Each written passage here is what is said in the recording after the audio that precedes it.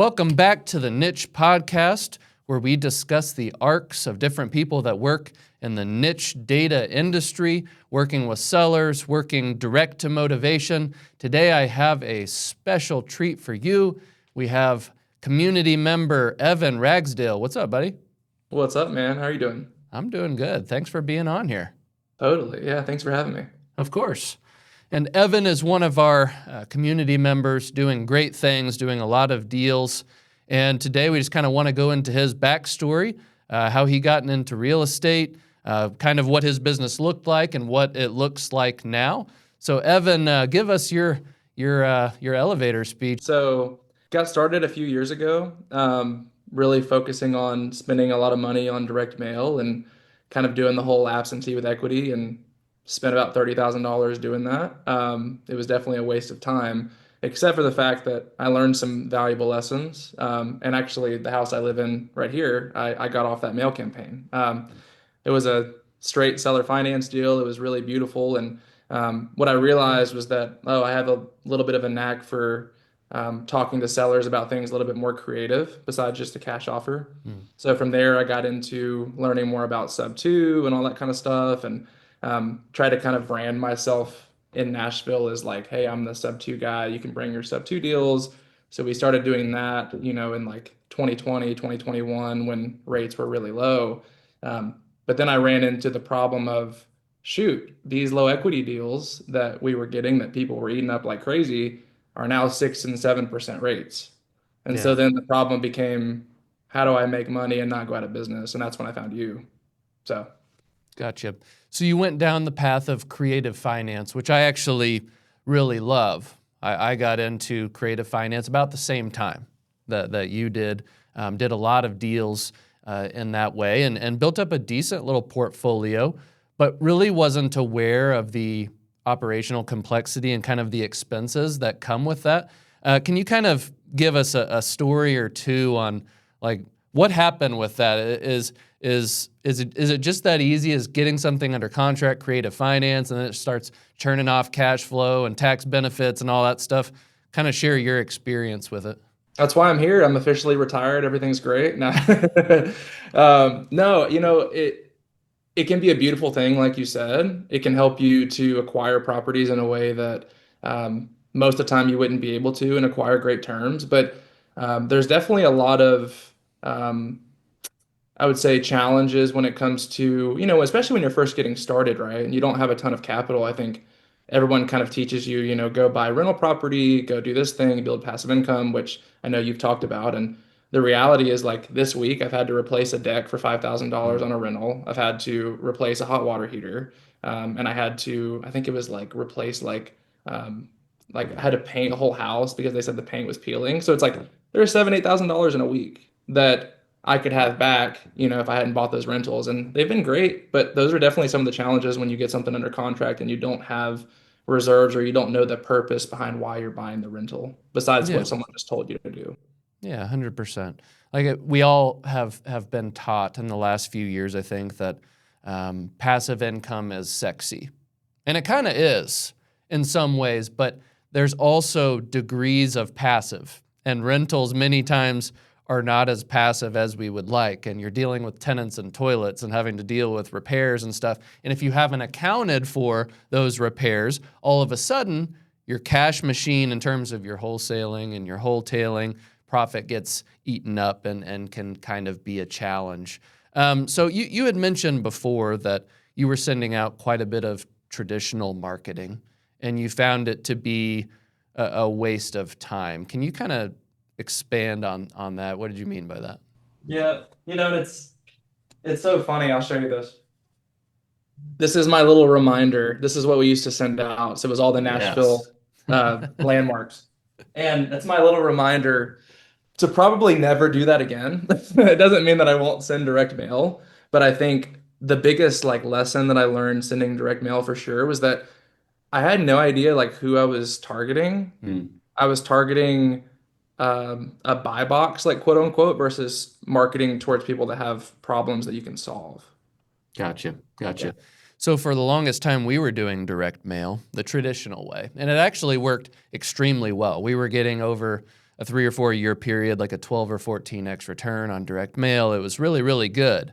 And that changed in 2022, I believe. We were getting good returns. Then it started steadily going down to where now it's like 2 or 3x returns on traditional mail. And I kind of figured out it was that way for a few reasons. Number one, rates went up dramatically. Because rates went up, it locked people into their mortgages and they didn't want to sell. So there's not as many people that want to do that. Then you had all the inflation over the last few years. So then when people wanted to sell, well, they kind of needed to juice their house for everything that they could. You had multiple offers with other investors. It started driving up competition. And then it made it to where it just wasn't as exciting anymore. Were you kind of seeing the same, or what were you seeing? I think it was a mix of that with also me having no idea what the heck I was doing or how to talk to anybody about anything. So yeah, I think it was a mix of both. Okay, cool. So then what was it, give or take a year ago? You came into the niche community. I can't remember when you joined exactly. We started last September. When did you join, Evan? Yeah, I think it was right about then, September, October. So at the very beginning, you were kind of building this creative finance empire. You're getting a lot of different deals under contract. That way, it wasn't a problem necessarily getting deals, but it was like, we're doing these deals, but the cash just isn't there. Like you're that typical investor where it's like, we're doing good stuff and surely it'll pay off eventually, but I'm kind of stressed right now. Can you kind of paint a picture of what you were feeling during that time? Yeah, I mean, I felt lost. I felt like I had this kind of like authority in the market for like sub two and people would bring stuff. But then we would have, I mean, we had times where we had 6 or 7 deals going on in a month and to maybe make $30,000, which that's good money. But for that amount of work, Hmm. it's like it just wasn't worth it, especially when you got to pay team members, marketing. I was hosting events. Like we would have 100 agents show up to an event that we would do where we talk about stuff too. And it was great, but it's like so much time and so much energy, just like it felt like it was wasted, honestly. Yeah, and I've been in that phase of business for before where I had high overhead and high operational complexity, and it was costing $150,000 a month just to run business, and you're having to do 8 or 9 deals a month just to break even. And it's like, dude, I kind of missed the time where we were super lean and it was just me and a couple of other people, and you're slinging like 6 or 10 deals a month and you're netting a very nice income and there's no stress. I've been to that as well, to where it's like very small, very large, and then all of a sudden it's like, well, maybe small is okay. And I think I don't know how you came to the point of doing the creative finance model, but a lot of times I modeled what I wanted to do based off of what other people online were doing. Like, oh, their life is like that. That's how my life should be. So then I started modeling something that wasn't necessarily my vision. Do you find yourself doing some of that in the last few years, or? Yes, 1000%. Yeah. And I mean, I have a literally I mean, you had told us to write out a vision, clear vision. And I have like My literally guy. 20 pages of just yellow notes written down. And I realized so many things I would write down and then I would think about it. I'm like, this isn't actually what I want. Why am I writing this down? Mm. And I'd have to cross it out. And I'm like, I don't want that. Like, I don't want 100 rental portfolio in 3 years. That's not what I want. So it's like little things like that. You're totally right. Like we just kind of accept what people tell us we should want for our lives. And it's like, I think if you can't answer why you want it, then it's like you probably don't. Yeah. In the community, I talk about the book Vivid Vision by Cameron Harold. And for the longest time, I found myself just kind of copy pasting what other people would do. And it's just like take a piece of what he said and a piece of what she said and just kind of throw it into this gobbledygook of stuff. But I didn't really have my own vision for my life. So I read this book, of which, if you guys are watching this, you really should drop everything, go on Amazon, grab the $11 or $15 book or whatever it is, and get that today. at the foundation level, everything in our life is, what is our vision for our life? What do we want to accomplish? Who do we want to impact? And it wasn't until I spent an abnormal amount of time on that things in my life started to turn around. And it's like, oh, this is actually what I want, not what he or she said that I should want. So for the longest time, you were kind of doing drag and drop life, just like I was. When did you decide to make a change? Like how did you even find niche? How did you even decide that it was time to make a change? Yeah, I think I found you through YouTube, and saw you talking more about, a real, because I was looking for, okay, what's a list that I can call besides low equity that has real problems that I can solve. I watch your videos and I'm like, this dude is I feel like I'm in alignment with a lot of the values that I at least saw, at least that from what you can see through a screen, right? And as I've gotten to know you, I've seen that more and more. And it shows with the community as well. Everybody in the community, it's like it's a great filter for that. But I think that really the biggest thing is I realized we had to make a change with, okay, the bigger problem that we can solve, probably the more money we're going to make, and honestly, like the bigger impact we're going to make. And so that's what I loved about it. I thought that was great. I also loved the fact that there was a timeline on a lot of these, where it's like we're not having to follow up for like 8 months with some real estate agent. It's like we can help someone immediately and then bring some cash into the business as well. And I wanted better for my team, honestly, because we have a small team of 3 people, and so I wanted them to get paid very, very well. Yeah. So you mentioned team. Let's say it was a year ago, right, when we first kind of met. What did your team look like then? What was kind of the dynamic with the team? Were they getting adequate leads? Were they happy? Kind of share what that team atmosphere was like at the time. Dude, I initially made the mistake of hiring like 5 people at one time. So I hired like 5 people. I'm like, this is gonna be great because I'm causing chaos. I'm getting deals. So like more chaos is just better. And then I realized pretty quickly that wasn't true. It just made it more chaotic, which is kind of funny to look back at it. Um, and there were not enough leads to go around. And any of the leads that we talked to really weren't motivated because they didn't have like a serious like problem that we could help with. And so I cut that down. I'm like, you know what? I want like 2 to 3 people that I can actually have that I can manage. And I can also like have a clear direction of like, okay, I'm going to invest everything I can into you 2 people. And then we hired someone else after that. Right. And so it's like, what's the best way that we're going to make money? And what's the best way that we can make an impact? And it's like, let's go the foreclosure route. So like, we're like, let's just try it. We have nothing else to lose, and we made the leap. So very thankful we did. So you came into the niche side of things. Obviously, there's a little bit of learning curve with it, just like anything else. So there may have been some time where it took a while to get that first deal. But can you kind of share with us your first like aha, like when it truly unlocked? You open Pandora's box and it's like, hey, this was the seller that we found. This is what we did for them. Can you kind of explain your origin story with niche deals? So crazy. It feels like so long ago already.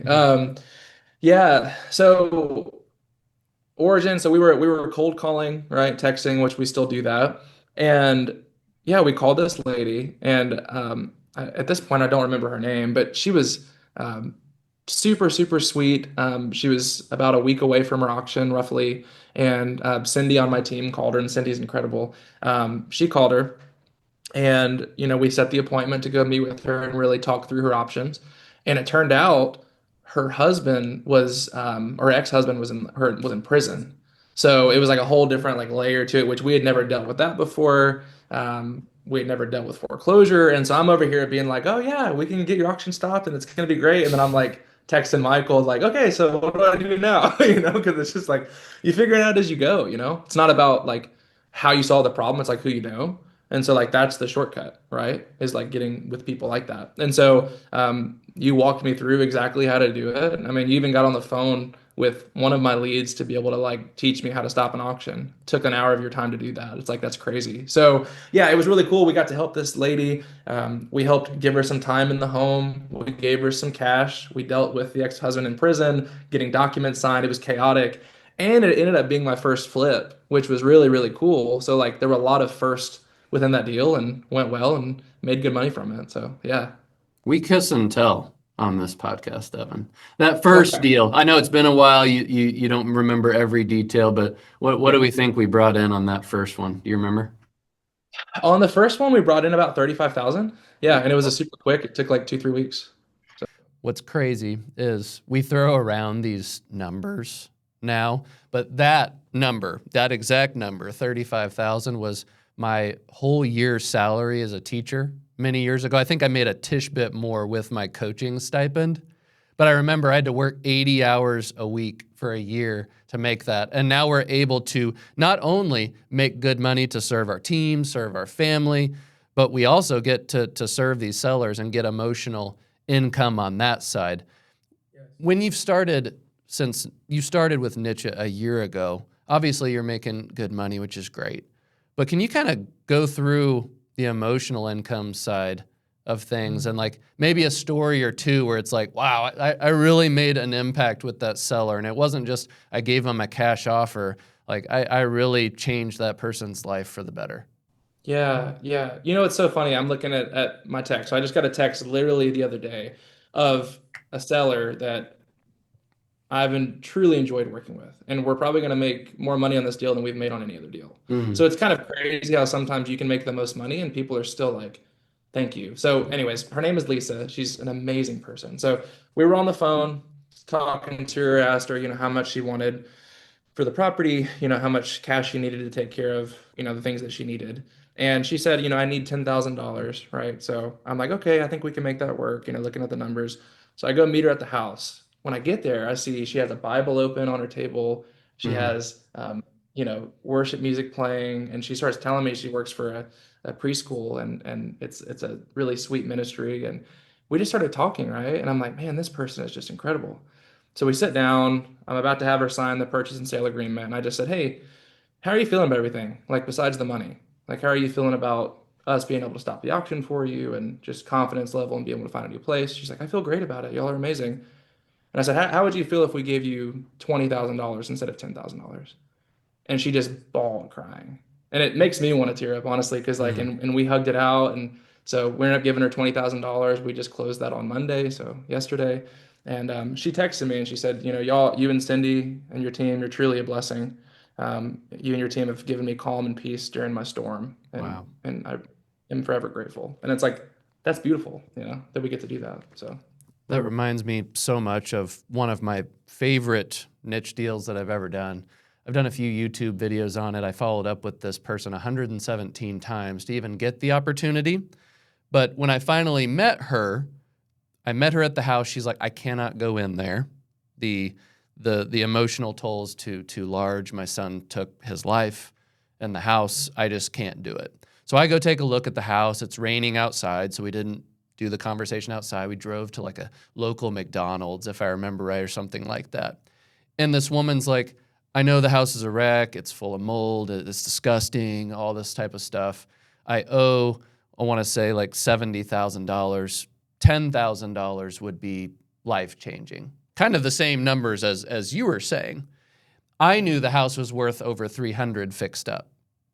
Now, most investors are going to take advantage of these folks, but I like to think that in our community, we're of a different breed. We're of a different, I don't know if I want to say morality, but we truly care about these sellers. So in that same situation, I was like, I can't do the 10,000. What I can do is like an extra 30,000. I think I'm kind of making it up at the time, but it was a lot more money than she was asking. And in a similar reaction, she starts crying, gives me a hug. Hey, you're my guardian angel type thing, right? And not only are we able to serve the seller, make a lot of money, but in my opinion, there's definitely some kingdom impact. I don't know what your faith is like, Evan, but I treat niche not only as a business and a way to make money and serve homeowners, it's also a mission field. I don't know if you see it similarly or not, but I grew up that way, and I've started to see it more just for myself. And it's like in those moments, the crazy part sometimes about me, and I'm not trying to give myself a cookie here, but one of the things I've struggled with sometimes is, and it's been the refreshing thing about being in the community, is that you have people that support you in making those decisions. Because I've been in other groups where I've done the same thing, where I've given them extra cash and like, why'd you do that? You didn't need to do that, blah, blah, blah. So I find myself almost having to like beat myself into be like, no, like that was a good decision. Like I should have given her Mm. an extra $10,000. It's so twisted. Like, I mean, that's what the Bible talks about, right? It's like it's flipped upside down. And Yeah. so it's like I think you can either give up some cash or you can give up part of your soul. It's like Mm. what do you want to Mm. do? So Yeah, 100%. It's interesting, and I don't want to get too foo-foo with people that don't necessarily believe the same thing that we believe, but oftentimes I feel like these deals can be Holy Spirit led. Like I'll give an example. One time I was at a house in Greenwood, Missouri, suburb of Kansas City, and I go up to knock this door. No one answers, right? I kind of leave some marketing material, all this type of stuff. Then I get out of the driveway, I get back in my vehicle, I drive down the road, and I just feel a inkling to go back, and there's just a strong voice that says, knock it again. And I'm like, whatever, man. I'm just going to keep going. And the voice says, knock again. And it was even louder this time. So I go back, I knock, homeowner opens the door. We end up getting them out of this awful situation where they had a couple $100,000 judgment from a ex-business partner. I was able to negotiate that down, and we ended up making good money, and the seller came away with a lot of money on their own. Have you ever had a situation like that where it was just like, I felt led to do something? Mm. That was one of them. One recently that I can think of, a woman we're working with, her name's Brittany, and she's amazing as well. And there's been a couple things throughout this deal. It's been a very complicated deal. Like it's been the most complicated one. And as you know, most time the most complicated ones are the ones where you make the least amount of money, it seems. Mm-hmm. But it's one that we've just stuck with. Like we're probably going to make $1,000 on it. Yeah. Like it's not going to be a big deal. We've been with her for 3 months because number one, when I met her, I met her all the way. We drove to Alabama about 5 hours to go meet her. Um, she was in the car with her 1-year-old baby, Oh, and she told me they were sleeping in the car. wow. And I was like, that's not on my watch. So gave her some money up front. Um, that money's gone. I'm like, I don't expect that back. If we do the deal or don't, there's this big problem that comes up. I'm not going to go into it. It's just a lot. But at the end of the day, she calls me about halfway through when I have a buyer that, we were assigning it to that was about to give up. And she calls me like threatening, like not threatening. She's saying she's going to kill herself. Mm. And because the only hope that she has is to be able to get this future money that she's going to get paid from the deal. Otherwise, she's going to get evicted. It's just this crazy thing. And so there's something in me that just felt like just stick it out just for her, just see what you can do. And yesterday we literally got the news that we're going to be able to give her the cash that she needs and we're going to be able to close. So we worked around it and it was just a beautiful thing. It's like, who cares if we're making money on it? It's like we have other deals that we can make good money on. So, yeah.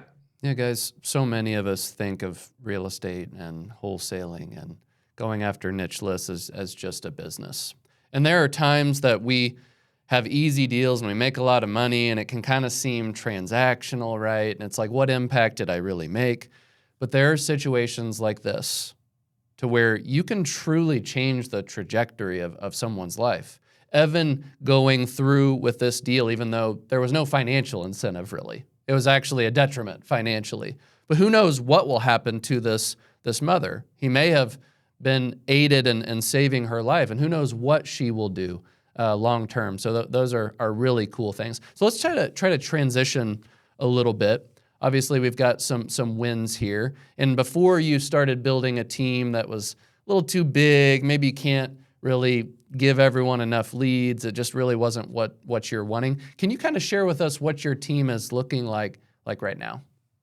Yeah, so obviously shared the size. We got me and then three others, and their responsibility is outbound outreach. So getting homeowners on the phone that are facing foreclosure, handling objections of I have it taken care of, I filed bankruptcy, loan modification, like how to handle all those, and then ultimately they're getting them to the point where we're actually leading these homeowners and getting them to the place where they're willing to actually like look at what are the consequences if I don't make a decision about it, if I maybe don't sell, right? If they don't have any other options. And really just being an authority figure to get them to the point where if they do decide they want to sell and that's the best option for them, then they'll talk to me. We'll close the deal. We'll get them taken care of. And so that's really what it looks like now. So kind of the next steps are probably delegating some other things that I'm starting to kind of see creep up. But for right now, that's what our team looks like. And daily, I would say daily responsibilities are the things I talked about. But you've also really helped us with developing a clear structure around like having a real team. Like we were meeting, I think like twice a week, and I was like, "Go Colt, go call," you know. And it's like there wasn't any structure, so now we meet every day. We go over KPIs, we go over handling an objection. It's much more structured. So yeah, I'm thankful for that. How do you feel like the team has changed from the beginning to where it's like we're just like go do stuff and hopefully things will stick and we'll get deals to now, hey, we're having structured meetings, we're keeping track of our marketing activities. How have you seen the culture of the team change just from having some standards and sticking to them? Gosh, my goodness. I think it helps in an indirect way. I think it gives our team hope and it gives Mm, us a reason behind why we're doing the hard things. Because like when you feel lost, right, and there's no like end goal in sight, it's just it just leads to burnout because you're like, what are yeah. when the day's hard, it's like, what are we doing? You Yeah. know, and at best, when the day's good, it's like, well, I guess I don't really know if I got anywhere, right? So I think how like clearly having like, okay, what is our end goal at least over the next year to 3 years? And then having like strict numbers to explain, okay, the reason why we're doing this is because we want to get here, not just, hey, go do this because I said so, you So know? this And I kind of think we're goes all in back to alignment. our vivid vision, right? If we don't have a vision, it's just like, well, let's just go do deals. Like you said, you're going to get burnt out and you're going to wake up some days and it's like, well, I don't really want to make these calls. I really don't want to do these knocks. Whatever, man. But if it's just like, hey, this is where we're going. This is the vision of the company. If we don't do these things, these sellers might not get served. And some of these people that we've talked about, maybe their ending isn't so bright. So for those of us who are kind of struggling with that culture side of things, can you get into the nitty gritty for our type A personalities? Like what are your expectations for your team every day? Do you have a certain amount of calls, a certain amount of knocks? Like what does that look like for each of your team members? Just so some of these people can get kind of a very clear tactical vision of what you guys are doing. Yeah, yeah. And we're I will say we are in the process of changing a little bit of these things. So I can tell you kind of what we've Sure. done and like what we're looking to do. So what we've done is we've had a certain number. So each person commits to, okay, how much money do I want to make as a rep? How many dials on average do we see within the community that people have to make? And also, like, how skilled are you in the conversation, right? Because it may take one person 500 dials, it may take another person 200 to 300, right? So it kind of depends on that as well. And you have to kind of customize that as you go. But once we have those numbers refined, I would say most team members, we expect them to make 100 dials a day manually.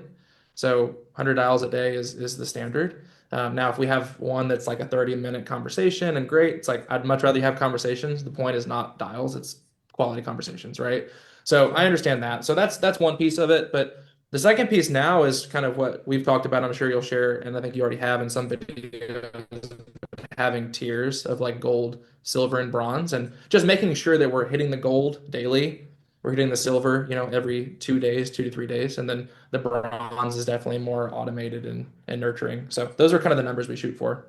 For those that don't know what gold, silver, bronze is, can you kind of explain that concept and how that's helped you guys? Yeah, so gold is just focusing on, okay, the people that actually have an equity position where they can sell at a number that makes sense for your company, but it's also stacked generally with some kind of other problem that you can solve. So maybe it's probate or maybe the property is vacant. Like that would be the easiest way I could explain it. Silver would be people that they have some equity, but they maybe don't have a stacked motivation or maybe you haven't made contact with that person Hmm. yet. So that would be silver. And then bronze would be people that are like kind of below that, where maybe they have low equity, Maybe those are the great sub two opportunities as well, right? Where they have low equity and maybe they don't have a ton of motivation or anything like that. But I think it's still worth reaching out to those people, and maybe it's automated or maybe it's manual. But yeah. So what I've found through leading the niche community for the last year is that sure, people want data, right? That's cool. We can automate that. But then it's like, how do I even use my day? I haven't the faintest idea of what I should do. Should I knock? Should I call? Do I go to this portion of my city? Do I go over here? And then we largely just make stuff up. And if you do enough activities, generally you'll run into a seller, but it's more by luck than actual skill. So can you paint a picture for your company before you implemented that gold, silver, bronze strategy? Like what was the daily activity before, and how is that just extra clarity of a bucket system, knowing these are the most motivated people, and how has that changed their mindset on like, this is what I'm attacking today? Man, before we did this, I feel like half the time I was like leaving my front door and then just knocking on my door. That's what it felt like as far as like productivity goes. But I think like with my team now and like what we try to do is I think the biggest thing it's helped us with is just not wasting time on leads that we just can't help, right? Mm. Like if somebody has low equity and they have a 7% interest rate and we're spending 50% of the time calling those leads, it's like, what are we doing? You Yeah. know? So like take a real look at like how much time are we actually spending on wasting time with really like people we can't serve. So I think that it's just helped us to be able to like actually focus on the ones. And as we're implementing this, I'm excited to see kind of how the results change. But yeah, Yeah. we got to focus on the ones that we can serve. So obviously we want to spend as much time on those gold leads as possible. The people that have the equity, the people that have stacked motivation. You've made contact, right?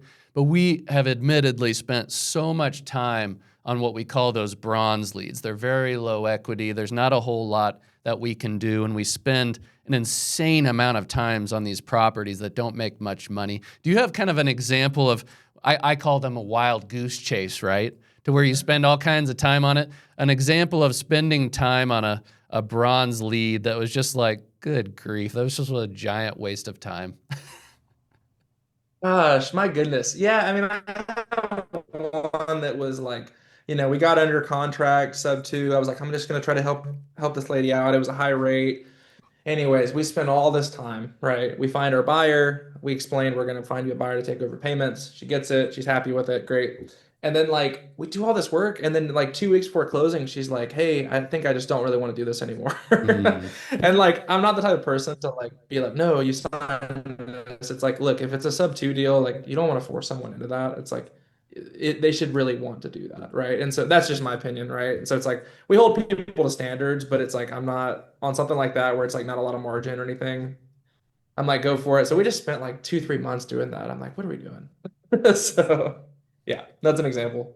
love it, love it. Yeah, I always think of there's this one particular property that it was a wild goose chase, certainly. I didn't even know what the equity was. This was probably like 5 or 6 years ago. And at that point, it was just, I'm going to knock everyone's door. I'm going to call everyone. I'm just going to like keep doing stuff until someone appears and wants to talk to me. And there's this particular property. It ended up having no equity. The lady did not have a driver's license. So I was taking her to the DMV. You've probably done weird things like this. I was driving her around to all the assisted living communities trying to find her a place. I probably spent dozens of hours with this woman. And then the payoff comes back. The deal's not even viable. And then it's like if there's no money, I can't even get you to any of these assisted living communities. And it's just like, so there's so much frustration. So having the clarity of the gold, silver, bronze is just not only going to make your company more money, it's going to keep your people excited because it's like, oh man, there's nothing more deflating than going on a wild goose chase and then nothing comes of it. Have you had a team member that was just like so deflated from something like that? Yes. Oh my goodness. Yesterday. We had one yesterday. And it's like, because that's the thing is like, no matter what, like there's going to be things within data that are always correct, right? So you have to like Mm, verify yeah. sometimes. And, the 1% of the time where it's not correct, it's like sometimes that happens where you get a lead where it's not even necessarily that you could have even known beforehand because like maybe they had some kind of judgment that popped up. And we had one recently that 8 judgments popped up that we didn't know No. about. And it's like, it is defeating, and you have to really, I think, in those moments, especially like as a leader, you have to lead your team to to think about it differently and be positive and be like, let's get the next one. Like, let's focus on that one. But it definitely can be tough. Speaking of leadership, we have to have a vision moving forward. What do you see your company doing in the next 12, 24, 36 months? Do you guys have kind of an internal vision that you'd be willing to share of where you're looking to go? Yeah, I haven't shared it with the team yet, actually. I'm almost done with it. I actually probably by tomorrow I'll be done. But yeah, essentially we want to be the go-to source for families in Tennessee facing foreclosure, and maybe that'll expand at some point. But that doesn't just involve direct to seller. It also involves agents understanding like, oh, I have Mm. someone I can go to when I have this problem come up. Because 50% of our business is still agent referrals Oh, right now cool. from stuff I did a while ago. So it's like, why am I not doing that anymore? So I think that'd be a big piece for our company. Also, other investors that like want help learning how to like help families in foreclosure and make a good living from that. Like there are some JV opportunities there. But the second thing, which I'm really excited about, is I want to be the trusted authority, especially in Tennessee, for families that want to achieve home ownership but didn't feel like it was possible for them, Mm. whether they were self-employed or whatever, because we've done a good bit of owner financing and it's been really fulfilling. Like we just sold one yesterday to a guy that he just didn't get approved. He had good credit. He had pretty good income. It's just he's a contractor and it's under the table. And those are some of the best deals. You get to help someone achieve home ownership and you make good cash flow. So it's like it's a win-win. So that's where I Go see our deep, company going go like in the deep into one of those. That sounds super interesting. You obviously came from the creative finance thing, and you still want that creative finance itch. Tell me more about this deal with the contractor. How did you find the deal? How did you structure it with them? Yeah. Well, and it's honestly really powerful because you can kind of navigate, right? And so this was initially Hmm. a deal that we were going to flip. So we were going to flip it. We were like, oh man, the margins are great on it. And then, of course, a lien pops up for $52,000 that we're not expecting. I got to go tell my team member Griffin, who's amazing, by the way, he's awesome. He's like, man, I'm gonna have to tell him this deal is not going to work. You're not going to get paid. And so I'm thinking, I'm like, is there another way we could do this? So what we did is we took the lien subject to, we took over the mortgage. And what I did is I reached out to, I have an amazing agent. Her name is Isabel, and she works with a lot of like Hispanic community. That's like her niche.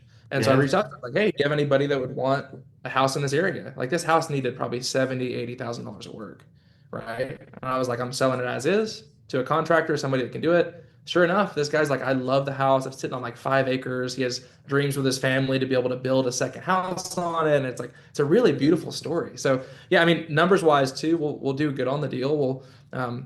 We got in the deal for about $40,000. He's paying us 30,000. So we'll leave a little money in the deal, but it cash flows 937 a month Heck yeah, uh, dude.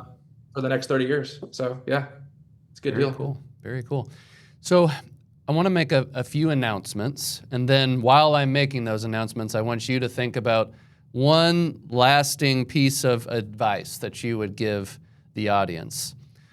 So, guys, obviously, Evan has been working with the community, doing a lot of good stuff with niche lists. So, we have a whole niche community that is aimed to not only automate your data, but teach you everything that you need to know to speak to these sellers, stop foreclosure sales, get these things to the finish line, how to build and operate a company like this. And now we have our niche CRM that is now coming out to where that data automatically uploads into the CRM and goes ahead and automates the marketing to those folks. And then we were talking about the gold, silver, bronze. We have now, as of yesterday, automated organizing those into gold, silver, bronze buckets. So guys, the amount of value that provides is insane, and I'm looking forward to people being able to make impact with these sellers. Like Evan and I have talked about on this podcast nationwide, there's so many people that need help. So if you're interested in joining a community like that, sharpening your axe, there is a link down in the comments that you can speak to one of my team members. Evan, what piece of advice do you want to leave the audience with? First off, join the community. If you're not, what are you doing? Number two, I would say learn to be ultra curious. Like Mm. when that's something I focused on this year. So it's like when you're talking to a homeowner and they say, man, life is stressful, ask them what they mean. Don't just say, oh, yeah, I totally understand. What do you mean by stressful? How long has that been going on for? What's that doing to you? Be curious about their life and their story. Be curious about what your team wants. Don't assume that you know your team member wants to make X amount. Like, ask them what they want. Be curious about what your mentors are doing, or be curious about what other investors in your market are doing. How are they successful? And then I think at the end, like, be curious about like what you actually want in your Mm. life. Like, I know that's deep, but it's like it's true. Like, we got one life. Like, be curious about what you actually want and really think about it. So yeah, be curious. Interesting. Some of the most successful people I've ever met, one of their core values is to be curious. And if you're curious, you're always learning. And if you're learning, you're growing. So I love that piece of advice. Evan, thanks for coming on. Appreciate your story and everything you've done for the community. Have a great day, man. Thanks for coming on. Thank you.